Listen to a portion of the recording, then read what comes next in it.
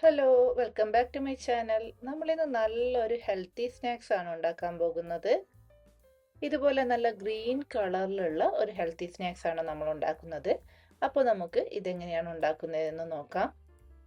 ഈ ഒരു ബ്രൊക്കോളി ഞാൻ ഉപ്പും മഞ്ഞളും ഇട്ട ചൂടുവെള്ളത്തിൽ ഒന്ന് തിളപ്പിച്ചെടുത്തതാണ്. ബ്രൊക്കോളിയും കോളിഫ്ലവറും ഒക്കെ ഇതുപോലെ എപ്പോഴും ഉപ്പും മഞ്ഞളും ഇട്ട ചൂടുവെള്ളത്തിൽ ഒന്ന് തിളപ്പിച്ചെടുക്കുകയോ അല്ലെങ്കിൽ കുതിർത്ത് വയ്ക്കുകയോ വേണം. ഇതിപ്പോൾ ഏകദേശം ഒരു ബ്രൊക്കോളിയുടെ പകുതി വരും.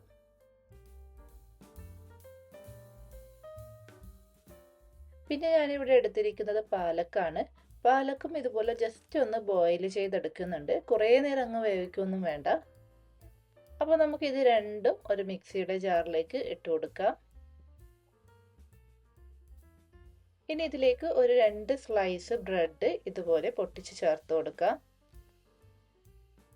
അതൊരു ചെറിയ മിക്സിയുടെ ജാറായിരുന്നു, അതിൽ കൊള്ളാത്തതുകൊണ്ട് ഞാനൊരു വലിയ മിക്സിയുടെ ജാറിലേക്ക് മാറ്റിയിട്ടുണ്ട്.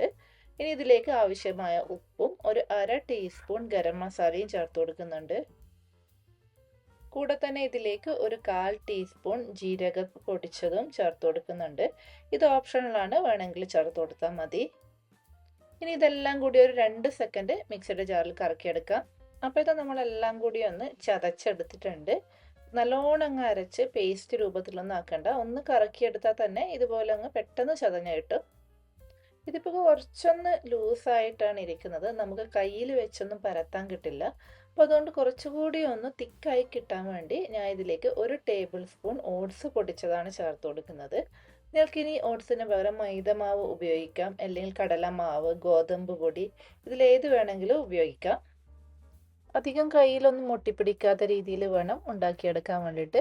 അതുകൊണ്ട് തന്നെ നിങ്ങൾക്ക് ഇതിലേക്ക് അതിനാവശ്യത്തിനുള്ള പൊടി ചേർത്ത് കൊടുക്കാവുന്നതാണ്.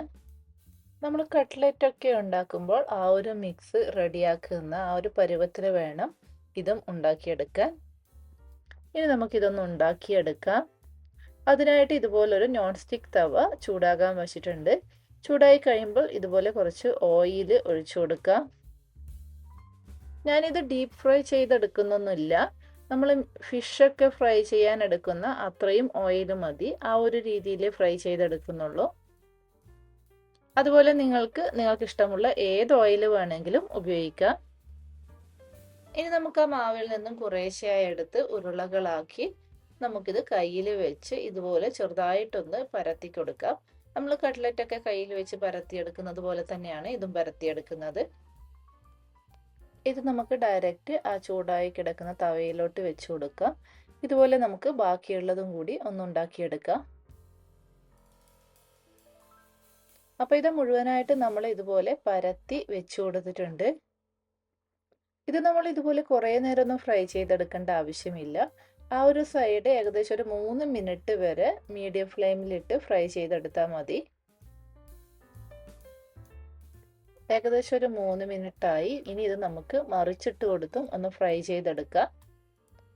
ഞാനിപ്പോൾ മറിച്ചിട്ട് കൊടുത്തതൊക്കെ കുറച്ചധികം ഫ്രൈ ആയിട്ടുണ്ട്.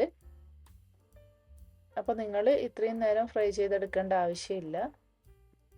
ഇത് തിരിച്ചിട്ട് കൊടുത്തതിന് ശേഷം നമുക്ക് 2 മിനിറ്റ് കുക്ക് ചെയ്യാം.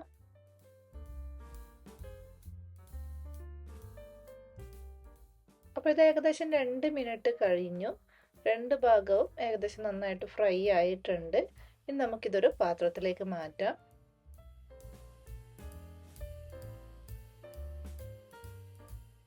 അപ്പോൾ ഇത് നമ്മുടെ ഹെൽത്തി സ്നാക്സ് ഇവിടെ റെഡി ആയിട്ടുണ്ട്. ബ്രൊക്കോളി പാലക്കൊക്കെ കഴിക്കാൻ മടിയുള്ള കുട്ടികൾക്ക് നിങ്ങൾക്ക് ഇതുപോലെ ചെയ്ത് കൊടുക്കാവുന്നതാണ്. അതുപോലെ ഇതിൻ്റെ കൂടെ വേണമെങ്കിൽ നിങ്ങൾക്ക് ക്യാരറ്റോ പൊട്ടറ്റോ ഒക്കെ ചേർത്ത് കൊടുക്കാവുന്നതാണ്. ബ്രൊക്കോളി വെച്ചിട്ടുള്ള വേറെയും റെസിപ്പീസ് ഞാൻ ചാനലിൽ അപ്ലോഡ് ചെയ്തിട്ടുണ്ട്. അതിൻ്റെയൊക്കെ ലിങ്ക് ഞാൻ ഡിസ്ക്രിപ്ഷനിൽ കൊടുക്കാം, കാണാത്തവരുണ്ടെങ്കിൽ കാണണം. അപ്പോൾ ഈ ഒരു വീഡിയോ ഇഷ്ടപ്പെട്ടാൽ ലൈക്ക് ചെയ്യാനും ഷെയർ ചെയ്യാനും കമൻറ്റ് ചെയ്യാനും മറക്കരുത്. വീണ്ടും പുതിയ റെസിപ്പിയുമായി അടുത്ത വീഡിയോയിൽ കാണാം. അതുവരേക്കും ബൈ ബൈ.